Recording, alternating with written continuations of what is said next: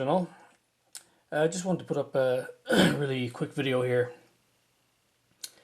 I'm just going to do a dust coat on this Abrams. On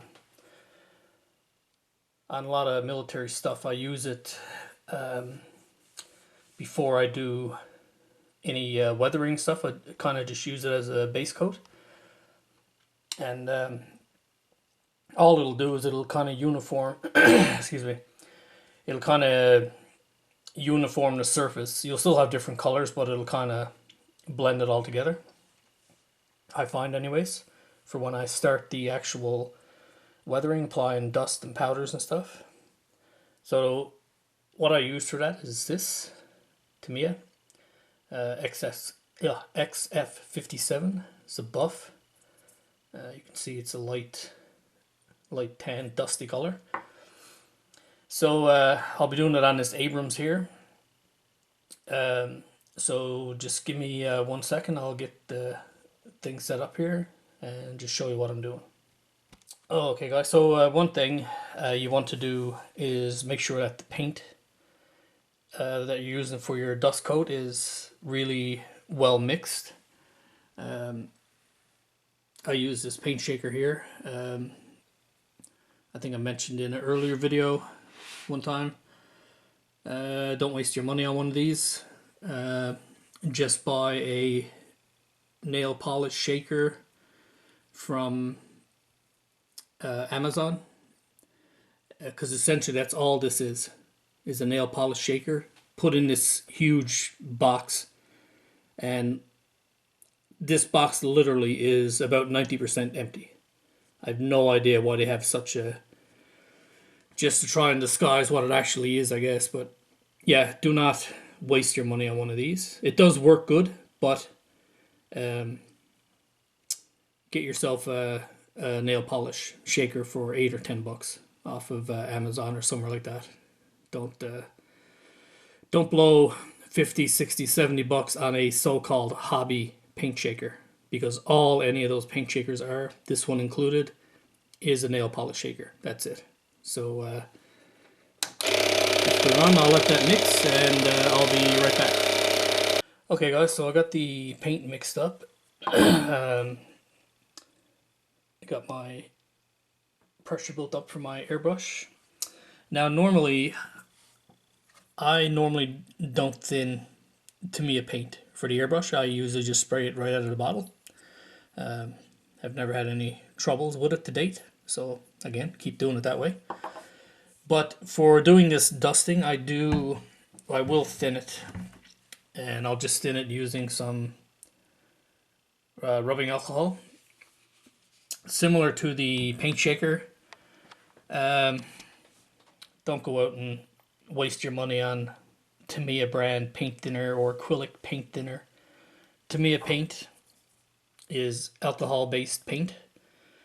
That's the reason why it doesn't brush very well. If you've tried brushing Tamiya, I'm sure you've noticed that it's almost like the paint goes dry too quickly and you end up starting to pull the paint away.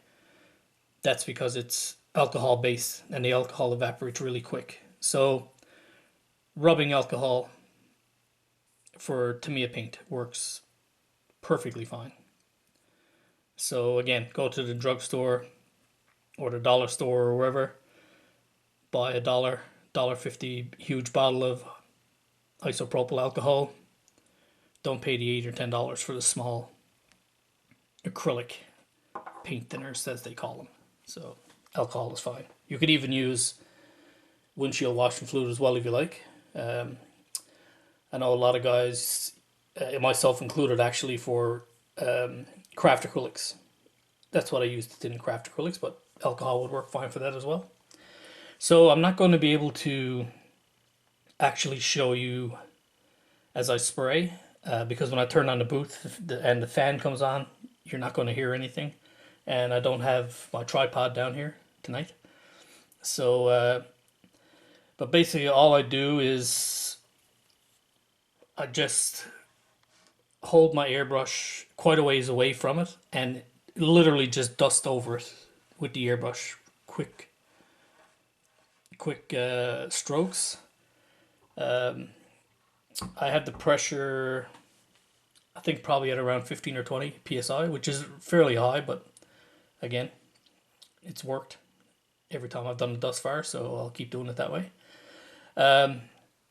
So yeah, so basically just thin the paint just a little and just have your brush, I'd say probably 6 or 7 inches away from the model, and just dust over the model. And of course, if it's a desert vehicle particularly, would have heavier dust towards the bottom and lighter as you got towards the top. Oops, sorry. Heavier towards the bottom, lighter as you get up higher and higher. So, okay, Wes, I'll be right back. Okay, guys, so we're back to the bench here now. So, if you remember, these dry transfers were stark black before as well. The wheels were also stark black. But now you can see they're much more subdued, as well as on top. So of course, you know, the one thing that you want to remember when you're doing this is exactly like if you're weathering a car or adding rust, you want to think about where the rust is going to be. So because this is dust, of course, dust is going to settle on top. And like I said, it's going to build up more along on the lower parts as well. So you want to keep that in mind when you're doing it. It's very subtle, so hopefully the camera is actually picking it up. You could see here, right, these bags were very stark compared to everything else. Now they're nicely covered in dust, and you can go as heavy as you want or as light as you want. I plan to do more weathering over top of this yet, but so this was as much as I wanted to do on this particular build. I'll be doing the same thing on the Piranha. This really, if you're building a military vehicle that's olive drab or some other type of camo or color other than desert color, this really shows up really well. The unfortunate part is you do need an airbrush to do this. Trying to do it with a can or anything like that, or trying to do it with a brush, it would not work out correctly. It just wouldn't look right.